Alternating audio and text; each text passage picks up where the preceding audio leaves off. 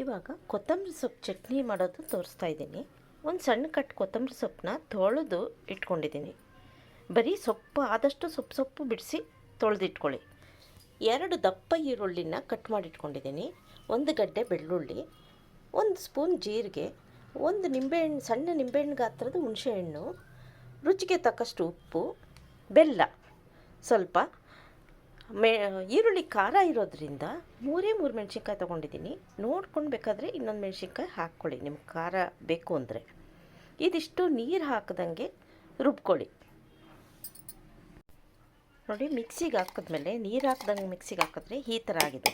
ಈಗ ಇದಕ್ಕೆ ಕೊತ್ತಂಬರಿ ಸೊಪ್ಪು ಹಾಕ್ಕೊಂಡು ಮಿಕ್ಸಿ ಮಾಡ್ಕೋಬೇಕು.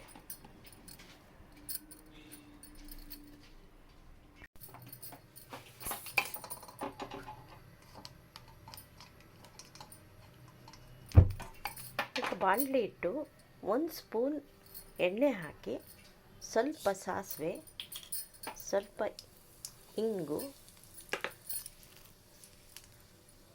ಸ್ವಲ್ಪ ಕರಿಬೇವು, ಬೇಕಾದರೆ 1 ಮೆಣಸಿನ್ಕಾಯಿ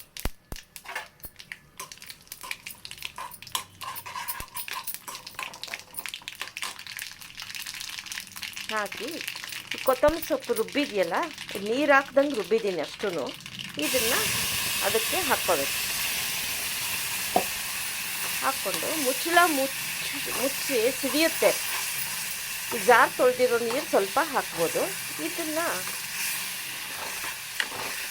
ಹಸಿ ವಾಸನೆ ಎಲ್ಲ ಹೋಗೋ ತನಕ ಮುಚ್ಚಿಟ್ಟು ಬೇಯಿಸ್ಕೋಬೇಕು. ಈ ಕೊತ್ತಂಬರಿ ಸೊಪ್ಪು ಚಟ್ನಿ ಕಣ್ಣಿಗೆ, ಆಮೇಲೆ ದೋಸೆಗೆ, ಚಪಾತಿಗೆ, ಮುದ್ದೆಗೆ ಎಲ್ಲದಕ್ಕೂ ಚೆನ್ನಾಗಿರುತ್ತೆ.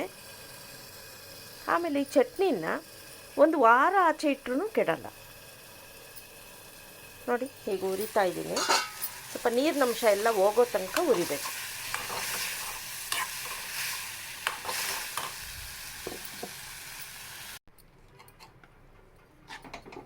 ನೋಡಿ, ಕೊತ್ತಂಬರಿ ಸೊಪ್ಪು ಚಟ್ನಿ ರೆಡಿ.